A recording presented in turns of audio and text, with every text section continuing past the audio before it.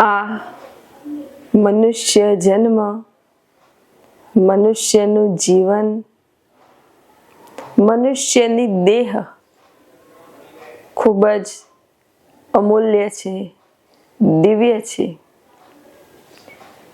જે મનુષ્ય આ મનુષ્ય જીવન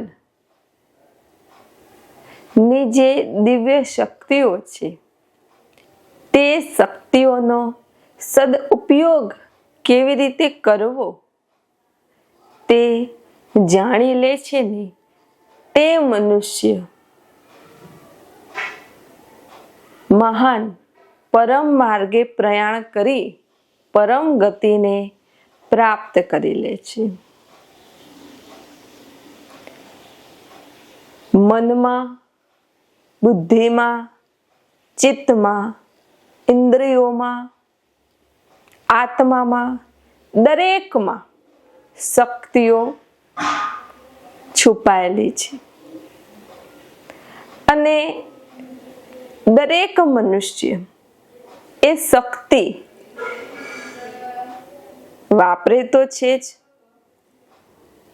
કોઈ તે શક્તિઓનો સદઉપયોગ કરે છે તો કોઈ તે શક્તિઓનો દુરુપયોગ કરે છે.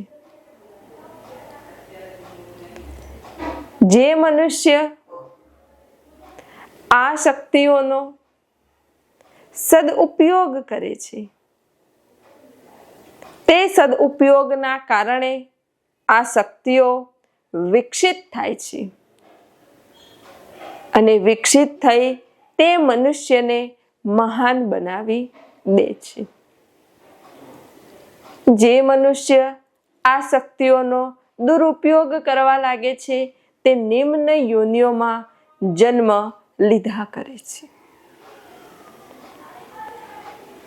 વિકારો એવું શું છે? આ કામ ક્યાં છે? આ ક્રોધ ક્યાં છે? આ લોભ ક્યાં છે? એનું ઘર કયું? આ ઈચ્છાઓ ક્યાં છે? આ મોહ ક્યાં છે? આ માયા ક્યાં છે? આ બધું કોને શોધ્યું કે આ બધું છે? ક્યારે ખબર પડી કે આ બધું છે? જુઓ, જે મહાપુરુષો જે કક્ષાએ પહોંચ્યા તેમને એ કક્ષાની વાત કરી, એ સ્ટેપની વાત કરી અને નીકળી ગયા. કોઈ પહેલા ધોરણમાં પહોંચ્યું તો તેની વાત કરી, કોઈ બીજા ધોરણમાં પહોંચ્યું તો તેની વાત કરી, કોઈ 10મા ધોરણમાં પહોંચ્યું તો એટલી વાત કરી અને જે શિખરે પહોંચી ગયા છે ટોચ ઉપર એને ટોચની વાત કરી. પણ ટોચની વાત લગભગ આ જગતના મનુષ્યોને સમજાતી નથી, કેમ કે ટોચની વાત મૂળ વાત છે ભૂમા કોલેજની વાત છે. એ સમજવી એ ખૂબ અઘરી છે, પણ નીચેના સ્ટેપની વાત સમજાઈ જાય. માટે તમે બાહ્ય દ્રષ્ટિથી જુઓ તો તમને એમ લાગશે કે આ કંઈક અલક્ય છે, આ કંઈક અલક્ય છે, આ કંઈક અલક્ય છે, આ કંઈક અલક્ય છે ને આ કંઈક અલક્ય છે. તમે મૂંઝવણમાં મુકાઈ જાઓ કે હવે સાચું કયું? પહોંચે એટલે જે જ્યાં પહોંચ્યા છે એની વાત કરી છે, પણ હવે તમારે બીજાના ખંભા પર બંદૂક રાખવાની નથી. તમારે આ માર્ગે આવવાનું છે, ચાલવાનું છે, જોવાનું, જાણવાનું, અનુભવવાનું અને એ માર્ગે તમારે આગળ વધવાનું છે. જે અધૂરા છે તે તમને થોડે સુધી પહોંચાડશે અને પછી આગળ શું એની તમને કંઈ ખબર નહીં પડે. પણ જે પૂર્ણ ગુરુ હોય ને એ પૂર્ણ ગુરુ પૂર્ણ માર્ગ છેક સુધીનો રસ્તો માર્ગ તમને બતાવી દેશે કે આ રસ્તે ચાલીશ ને છેક પહોંચી જઈશ. આ માર્ગ પૂર્ણ ગુરુ બતાવે અને તમે એ માર્ગે ચાલો ને તો પહોંચી જ જાઓ. ક્યાંય ભટકાઓ નહીં, ક્યાંય અટકાવો નહીં, કંઈ જ નહીં. સીધા સરળ રીતે તમે એ સ્થાને પહોંચી જ જાઓ. જ્યારે શરૂઆતમાં મનુષ્યની આત્મશક્તિઓ વિકસિત હતી, આત્મબળ વધારે હતું, એટલે આ વિકારો નું એટલું સ્થાન ન હતું. હવે જેમ જેમ શરીર ભાવ વધતો ગયો, શારીરિક ભાવ વધતો ગયો, હું ને મારું વધતું ગયું, એમ એમ એ સમયના મહાપુરુષો કંઈક નિયમ બનાવતા ગયા, ક્યાંક રોકટોક મૂકતા ગયા, ક્યાંક ડર મૂકતા ગયા. એનું કારણ એક જ છે કે મનુષ્ય આ શક્તિઓનો દુરુપયોગ ન કરે, મનુષ્યની શક્તિઓનો દુરુપયોગ ન થાય માટે ક્યાંક બીક મૂકી દીધી કે આમ કરશો ને તો આમ થશે, આમ કરશો ને તો આમ થશે, આમ કરશો ને તો આમ થશે. એટલે મનુષ્ય એની શક્તિઓ કંટ્રોલમાં રાખે અને એને સારી દિશામાં વાળે માટે. નહીં તો ક્રોધની જરૂર છે. ક્રોધનો જો તમે સદુપયોગ કરો તો સામેવાળાનું કલ્યાણ થઈ જાય. ઈચ્છા, શુદ્ધ ઈચ્છાની એ જરૂર છે, બધાની જરૂર છે, પણ કેટલી? એનો સદુપયોગ તમે કરી શકો એટલી. પછી આ મનુષ્યો એનો દુરુપયોગ કરવા લાગ્યા. એ દુરુપયોગ થયો એટલે એને વિકારો કીધા, અને વિકારો કીધા તો આ વિકારો ન આવે એના માટે ધ્યાન રાખો, ધ્યાન સાધના, એ બધું કાઢ્યું. તમારી ભીતર જે ઉર્જા છે, શક્તિ છે, ચેતના છે, એને તમારે સારી દિશામાં સત્માર્ગે વાળવાની છે.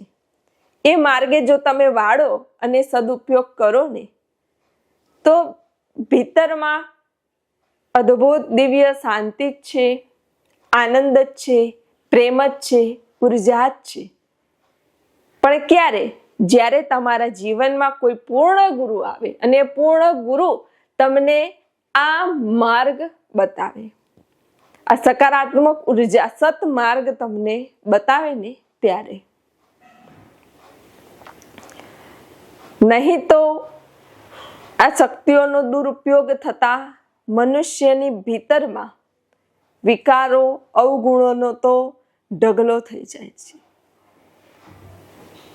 અને નકારાત્મકતા તો આ વાયુમાં ભરી પડી છે. સકારાત્મકતા આનાથી ઉપર છે. એટલે સકારાત્મક વિચાર, સકારાત્મક ભાવ તમારે લાવવા હોય ને તો થોડો પુરુષાર્થ કરવો પડે. કેમ કે આ નીચેના વાયુમંડળથી થોડે ઉપર સકારાત્મક ઉર્જાનું વાયુમંડળ છે. અહીંયા તો જ્યાં તમે જશો એવા તમને વિચારો આવવા લાગશે, નકારાત્મક. બીમારી, કોઈ હોસ્પિટલમાં જશો તો બીમારીના વિચાર આવશે, બરાબર? એ બધા વિચારો અહીંયા ચાલુ રહેશે.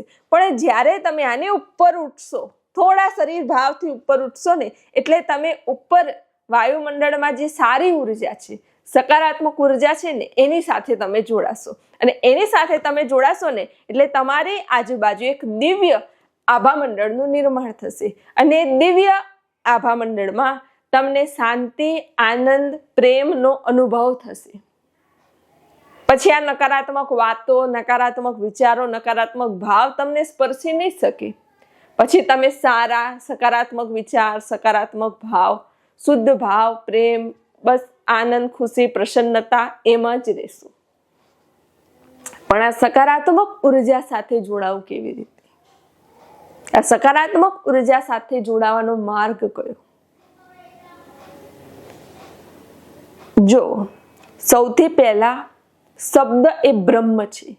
તમે જેવા શબ્દો બોલો છો, જેવા શબ્દો સાંભળો છો ને, એની અસર તમારી ભીતર રહેલા મન, બુદ્ધિ, ચિત્ત, ઇન્દ્રિયો, સ્થૂળ શરીર, સૂક્ષ્મ શરીર, કારણ શરીર, મહાકારણ, દરેક પર એનો પ્રભાવ પડે છે. તમે કેવા શબ્દો બોલો છો અને કેવા શબ્દો સાંભળો છો. આ શબ્દ એ બ્રહ્મ છે. આ શબ્દ એક વખત બોલ્યા પછી એ જતા નથી રહેતા. એ શબ્દો અમર છે. એ અમર થઈને અહીંયા રહે છે. અને કહે છે ને કે તમે જેવું કરો ને એવું જ તમને પાછું મળે છે. એનો મતલબ કે તમે જેવું બોલો એવું ને એવું જ તમને પાછું મળે છે. તમે નકારાત્મક કીધું તો તમને નકારાત્મક પાછું મળશે. સકારાત્મક કીધું, સકારાત્મક પાછું મળશે. સત્સંગ બોલ્યા તો તમને સત્સંગ મળશે. તમે જે બોલો ને એ જ તમને પાછું મળે છે. એટલે આ જીવનમાં અત્યારે તમને જે પાછું મળતું હોય ને એના માટે બીજા મનુષ્યનો દોષ ન કાઢતા કે આના લીધે મને આ મળ્યું, આના લીધે મારા જીવનમાં આવું થયું, આને મારું જીવન આવું કરી દીધું, એનો દોષ ના દેતા. સમજી લેજો કે આ તમે જ આપેલું છે અને તમને મળે છે. આ તમે જ બીજ વાયેલું છે અને એ તમારે ખાવું પડે છે. આંબાનું બીજ વાયું હશે તો કેરી મળશે, બાવળનું વાયું હશે તો એવું મળશે, મરચાનું વાયું હશે તો એવું મળશે, કોઈ ખાટા ફળનું વાયું હશે તો એવું મળશે, કારેલાનું વાયું હશે તો એવું મળશે. તમે જેવું વાયું હશે ને એવું જ તમને પાછું મળશે. એટલે તમને જે મળે છે સમજી લેવાનું કે આ મારું જ બીજ વાયેલું છે. એટલે જીવનમાં ક્યારેય કોઈના પર દોષારોપણ કરવું નહીં કે તારા લીધે આવું થયું, તારા લીધે આવું થયું. ના, કોઈના લીધે કંઈ થયું નથી. જે થયું છે એનું કારણ તું પોતે જ છું અને એ જ સારા નરસા ફળ ભોગવવા માટે તે આ જન્મ લીધો છે. બરાબર? એટલે એનું કારણ આ જીવ પોતે જ છે. માટે શબ્દ એ બ્રહ્મ છે. પૃથ્વી બ્રહ્મ છે, વાયુ બ્રહ્મ છે, અગ્નિ બ્રહ્મ છે, આકાશ બ્રહ્મ છે, જળ બ્રહ્મ છે, 5 તત્વો બ્રહ્મ છે, આત્મા બ્રહ્મ છે, મન બ્રહ્મ છે, બધું બ્રહ્મમય છે. તો આ શબ્દ એ બ્રહ્મ છે. શબ્દનો નાશ નથી. આ શબ્દો તમે બોલો છો એ રહેવાના ને રહેવાના. માટે તમે શું સાંભળો છો? જો આપણા શરીરમાં જોવા જઈએ ને તો આંખો તમારે બંધ કરવી હોય તો તમે બંધ કરી દો, કે નથી જોવું તો બંધ કરી દીધી. નથી બોલવું, નહીં બોલીએ. સેવા નથી કરવી, બેસી ગઈ. પણ કાન બંધ કરવા માટેનો કોઈ રસ્તો નથી. એ બંધ ના થાય. એ તો 24 કલાક ખુલ્લા જ રહે.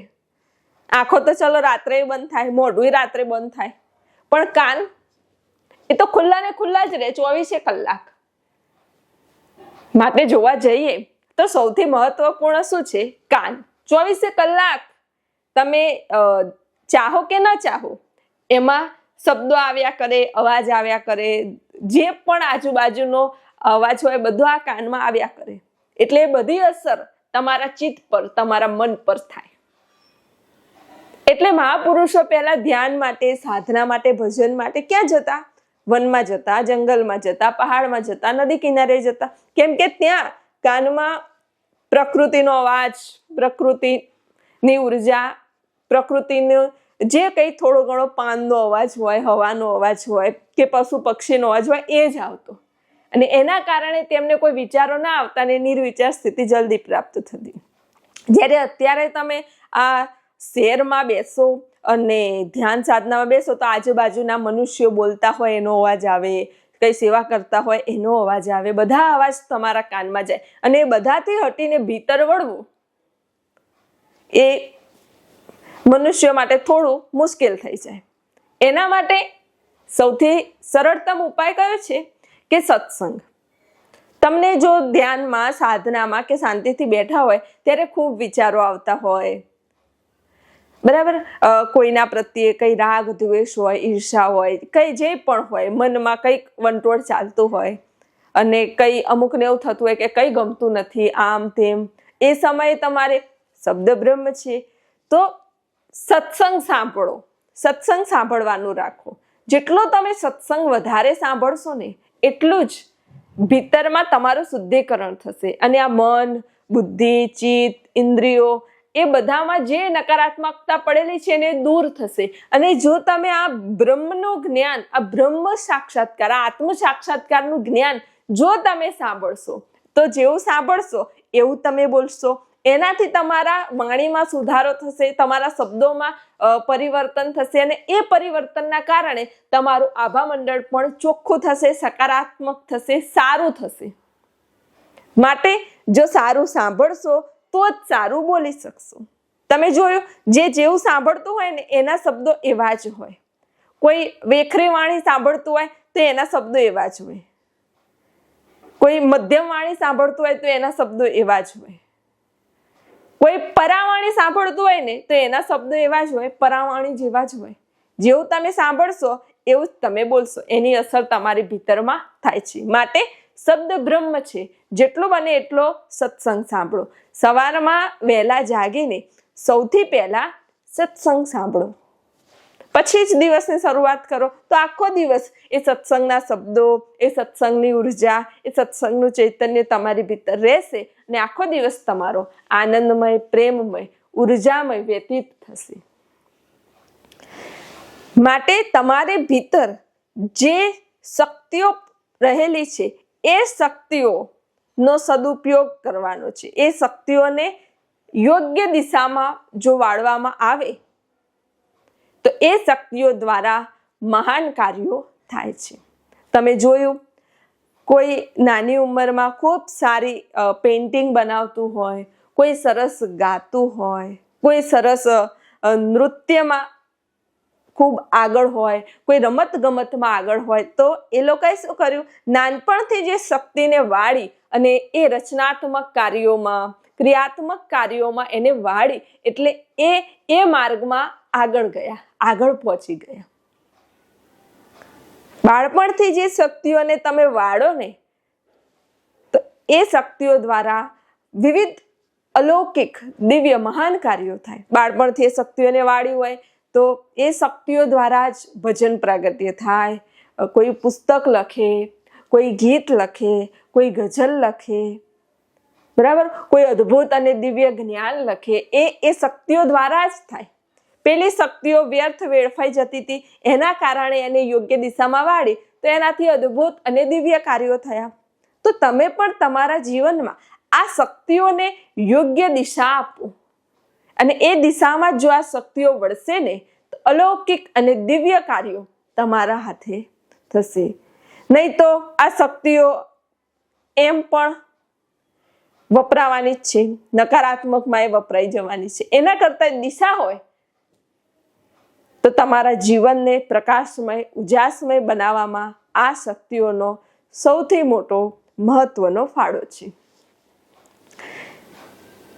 જેટલી તમે નકારાત્મક વાતો કરો, જેટલી તમે નકારાત્મક વાતો સાંભળો, જેટલા તમે નકારાત્મક ચિંતન કરો, એટલા જ તમારી પ્રાણ શક્તિ ઓછી થાય. અને જેટલી તમારી પ્રાણ શક્તિ ઓછી થાય એટલો જ તમારા શરીરને તમને થાક લાગે, આળસ આવે, ઊંઘ આવે, આ બધી તકલીફો થાય. પણ જો તમે જીવનમાં સારું સાંભળશો, સારું બોલશો, સારા કાર્ય કરશો તો ધીરે ધીરે તમારી પ્રાણ શક્તિ વધશે. પ્રાણ શક્તિ વધતા તમારું શરીર તંદુરસ્ત થશે. શરીર તંદુરસ્ત થતાં શરીરમાં આળસ નહીં આવે, ઊંઘ નહીં આવે અને તમે આખો દિવસ તમારું કાર્ય ખૂબ સારી રીતે કરી શકશો. માટે આ વિકારો ક્યારે અવરોધ ઊભો કરે? જ્યારે એનો દુરુપયોગ કરવામાં આવે.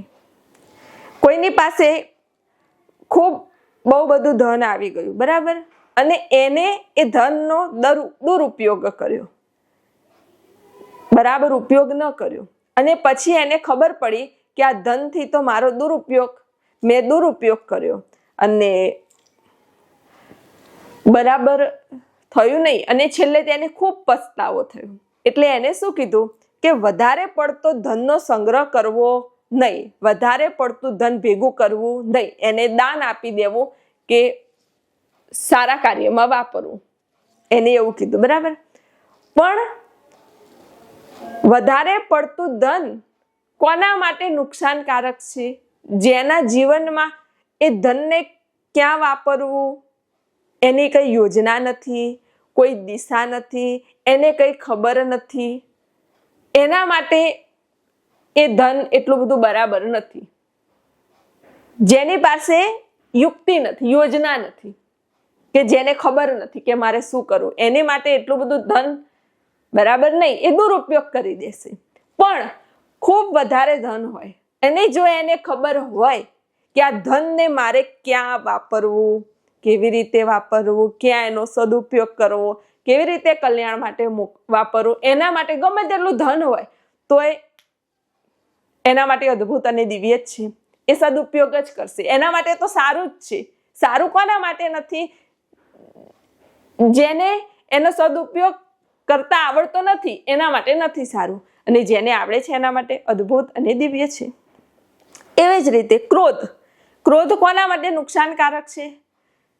કે જે ગમે ત્યારે ના જોઈતી વાતમાં એ ક્રોધ કરે, જેના ક્રોધથી બીજાનું દિલ દુભાય, જરૂર નથી ને ક્રોધ કરી દે, એને નુકસાન કરે. પણ જેના તેજથી સામેનું કલ્યાણ થતું હોય, અવળા માર્ગે હોય, સારા માર્ગે આવતા હોય, એવા ક્રોધ, એને ક્રોધ ન કહેવાય, એવા તેજથી સદુપયોગ થાય, એને સદુપયોગ કર્યો કહેવાય. તો ક્રોધ પણ જરૂરી છે. કોના માટે? જે એનો સદુપયોગ કરે છે. શુદ્ધ ઈચ્છા.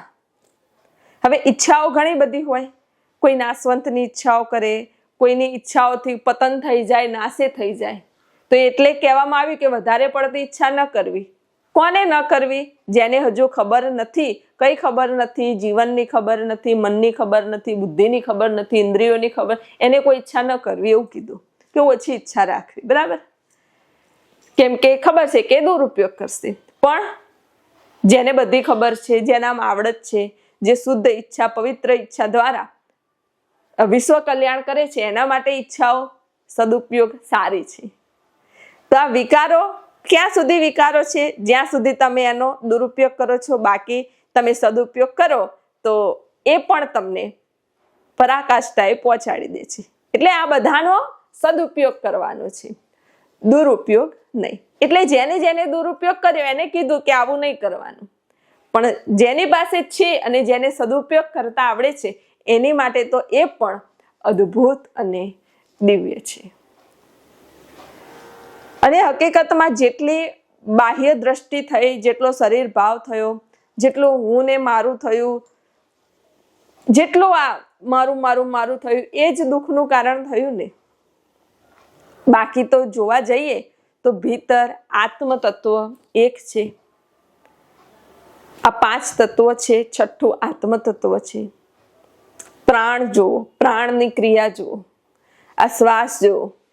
તમારે કંઈ કરવું પડે છે, તમે જમી લીધું, પછી બધું કાર્ય થઈ જાય એની મેળે. આ જ પરમાત્મા, આ જ પરમાત્મા.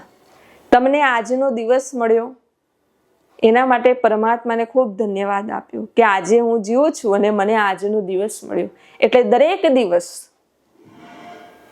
તમારા માટે અદ્ભુત, દિવ્ય અને અલૌકિક હોવો જોઈએ.